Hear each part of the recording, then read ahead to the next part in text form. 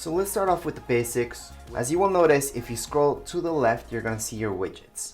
Now these are fully customizable, and that's down here below. We can just edit all our widgets, and we can add widgets and take out widgets. So right now, for example, we're gonna tap on edit widget, and we can just tap on the corner of each one to take out a widget that we don't want.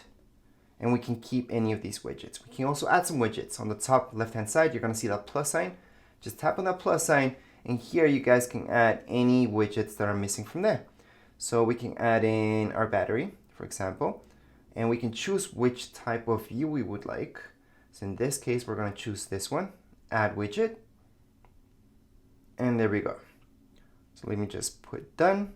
That's the basics for widgets. So once again, it doesn't matter which phone you guys have, it's gonna be the exact same tutorial for any one of these. Anyways, if you guys have any comments, questions, you guys can write down here in the comments area.